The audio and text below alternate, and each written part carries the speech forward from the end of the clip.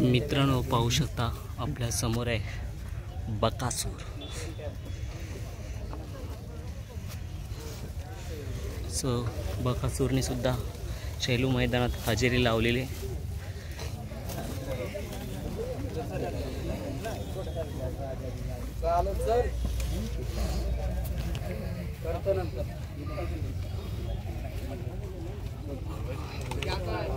So मित्रांनो comments बॉक्समध्ये सांगा की कसा वाटला आपल्याला बकासूर आणि बकासूरसोबत कोण पायरा आहे आपण थोड्या वेळातच जाणून घेऊया। तोपर्यंत पूर्ण महाराष्ट्राचा लाडका बकासूर आपल्या समोर आहे।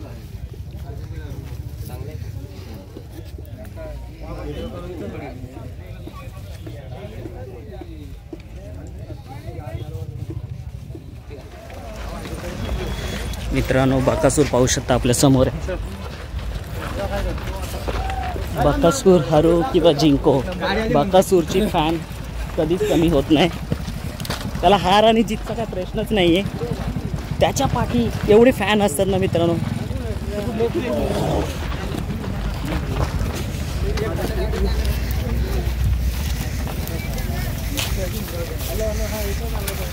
सो प्रयत्न करूया आपण वैभवदादाशी दोन शब्द बोलण्याचा।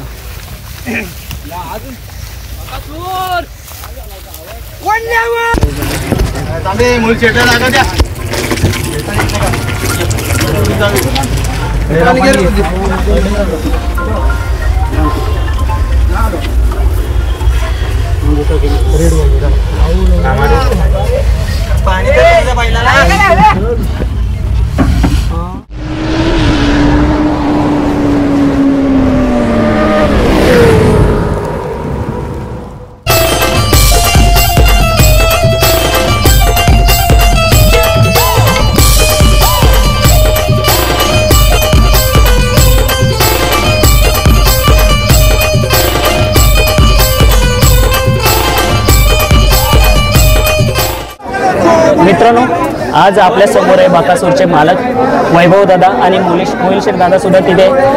सो बकासूर आज शेलू अड्ड्यात आला होता। सो मी अड्ड्यामध्ये नव्हतो। सर्जा आपला सॉरी कोण होता पैरा आज बकासूरला राजा आज पैरा होता। आज गाडी पडली पण तुम्ही इथे बघू शकता ही जी फॅमिली आहे बकासूर जिंको किंवा हरो फरक पडत नाही। हा आहे महाराष्ट्राचा बकासूरवरचा प्रेम। याच्याबद्दल काय बोलाल तुम्ही दादा आज? नाही त्याचे फॅमिली लय मोठी आहे आणि त्याच्यावर जीव लावतात सगळे आणि गाडी आपल्याला हरलेली नाहीये का हरवलेली आहे। निकालावरची तुम्ही व्हिडिओ बघा द्वारा वडून धरलेला आहे एका माणसाने। तो माणूस ती गाडी पाडायचा आला होता कारण तोंड वगैरे बांधून येतो। तुम्ही आत्ता पण निकालावरची व्हिडिओ बघा। दादा आज जसा म्हणजे नेहमी मी बघतो शर्यत सुटते सुट्टीवरनं बैल सुटतात आणि पब्लिक जेव्हा मध्ये येते आणि भरपूर आपण बकासूरबद्दल ही घटना भरपूर होताना बघितले की बैलाच्या पायावरती दगड मारल्या जातात। ती घटना वारंवार होते। मग याचं नियोजन कसं करायला पाहिजे काय व्हायला पाहिजे? नाही काय होतं आता एवढी लोक कंट्रोल करणं तर कोणाच्या हातात नाही। बरोबर आहे पहिली गोष्ट। आणि आत्ता पण राजाच्या दोंडा वाटतं दगड मारला खाली आमची गाडी 3 छकड्यांनी पुढे पळत होती तर पुढे घासाघाशीत झाली। पुढे पण बैलाचं तोंड पुढत होतं पण एकाने काय केलं द्वारा असं ओढून ठेवला। ओढून ठेवल्यामुळे त्यांचं तोंड लागलं आणि अजून निकाल पेंडिंग हे दिलेला नाही अजून। सो मित्रांनो निकाल अजून पेंडिंग दिलेला नाही। निकाल आपल्याला समजेलच पण बकासूर जेव्हा जेव्हा कुठेही जावं अड्ड्यात त्याची फॅन फॉलोइंग कधी कमी नाही होत। आणि बकासूर आता आपल्याला म्हणजे किती दिवसाने तुम्ही काढता बकासूरला? म्हणजे मी यासाठी प्रश्न विचारतो कारण भरपूर बोलतात की मोहिल शेठ आणि वैभव दादा बैला दिवसा आड काढली जातात एक दिवस सोडून काढले जातात। बैलाला 5 दिवसाचा आराम असतो आपल्या 5 दिवसाच्या आरामानंतर बैल आजचं नियोजन कसं झालं दादा? रात्री सचिन शेठचा फोन आला म्हणजे हे मानाचं मैदान आहे त्यांचं मुंबईमधलं पहिलं ते यायला लागते म्हणजे चालतंय। बैल पण ओके होता ते काय आलं एवढं नव्हतं लागलं बैलाला पण ते त्यांचे फ्रेंड्स लोकांचे तेवढं प्रेम होतं त्यांना वाटलं खूप लागलं त्यामुळे ते व्हिडिओ वगैरे व्हायरल झाले। पण एवढं काही नव्हतं जायला बैलाला। बैल आपला मुद्दाम पडला होता कारण पुढच्या गाडीत गुतल म्हणून दादा मी आता तुम्हाला आवर्जून सांगू शकतो, आता मी या बैलाची जेव्हा आला होता ना इथे तेव्हा मी लाईव्ह घेतलं होतं आपल्या बकासूरला आणि लाईव्हमध्ये 10,000 लोकांची संख्या बघणाऱ्यांची होती आणि कमेंट्स धडाधड चालू होतं. कोणी USA मधून होता, कोणी कॅनडामधून होता, म्हणजे आउट ऑफ कंट्रीमधून बकासूरचे फॅन आहेत. त्याचबद्दल काय बोलू शकतो दादा? 14 देशामध्ये त्याचे फॅन आहेत. 14 देशांमधून मोरे दरवेळेस ते करतात. आज ज्याला नाद नव्हता ते पण बकासूरचे व्हिडिओ वगैरे बघून त्या नादात आलेलं आहे. दादा लोकांचं प्रेम आहे, त्याचे फॅन मोठी आहे. दादा असं नाही वाटतं का जिथून म्हणजे बकासूर मथुर मोठा सोन्या आला बैलगाडा क्षेत्राला एक नाव झालं, ही सगळी आता बतूर झालं, सोन्या झाला, बकासूर झाला, ही सगळ्यांचे मनातली बैल आहे सगळ्या लोकांचे. जेवढी बैलगाडा नाद होते तेवढी, त्यामुळे हे आले की सगळ्यांना मथुर बशी पण गर्दी होती, बकासूर बशी पण, सोन्या बशी पण.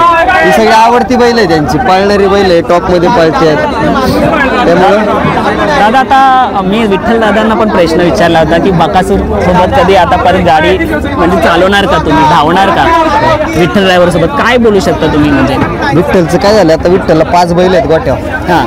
घाटा विठ्ठल कधी बसतो आता मुंबई. आमचा वादिवाद काही नाहीये, लोकांना वाटत होतं वादिवाद, आज विठ्ठलनीच गाडी आणली मुंबईमध्ये, त्यामुळे ती काही वादिवाद वगैरे नाही. फक्त त्याच्या गाड्या आपल्यात लागल्या तर आज सरांनी एवढी मागणी बैल घेतलेली आहे, त्यांच्यात नको वादिवाद आपल्यामुळे. सो मित्रांनो, तुम्ही जे प्रश्न विचारत होते की विठ्ठल दादा कधी बकासूरची गाडी चालवते, सो त्यांच्यात असा वादविवाद काही नाही आहे. आणि दादा लोकांची इच्छा आहे की बकासूर आणि मथुर एकत्र पळवावं, तुमचं काय मत आहे? नाही पळणार की कधी दिसेल म्हणजे? राहुलबाईंचा फोन आला काल, महिला बैल बारा आहे का ना, राहुलबाईंचं बी फिक्स आहे, त्याच्यावर पळणार, लगेच पळणार, फक्त गाडी घ्यायची आता परत.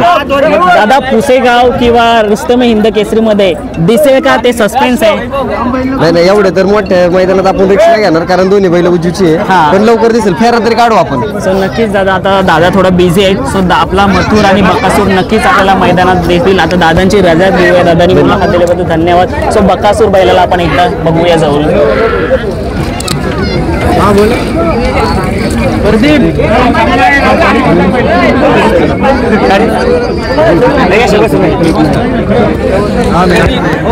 मित्रांनो, आता हा लॉग आपण इथेच एंड करूया आणि नक्कीच आपल्या चॅनल आवडला असेल आणि मुलाखत आवडली असेल तर लाईक शेअर सबस्क्राईब करा. आणि मित्रांनो, गर्दीमध्ये कोणते प्रश्न विचारावे, कोणते ना काही प्रश्न राहून जातात, पण जेवढं मला कमेंट्समध्ये प्रश्न येतात ते प्रश्न मी लक्षात असेल तर विचारण्याचा प्रयत्न करतो आणि तो आज मी केलेला आहे. सो चला आता भेटूया अशाच नवीन व्हिडिओ मार्फत. तोपर्यंत मित्रांनो, पाहू शकता ही गर्दी, ही फॅन फॉलोईंग बकासूरसाठी आहे.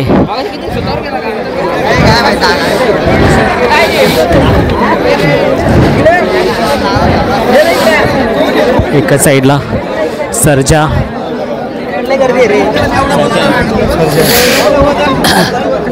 सर्जाला पाहू शकता आपण, आणि एका साईडला बकासूर.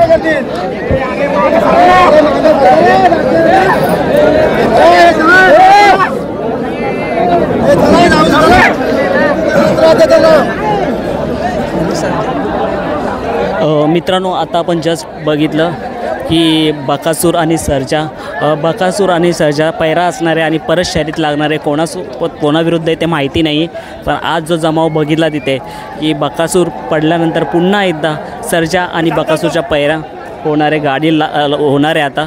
सो ती गाडी बघूया आपण. सो चला आता आपण भेटूया नेक्स्ट व्हिडिओ.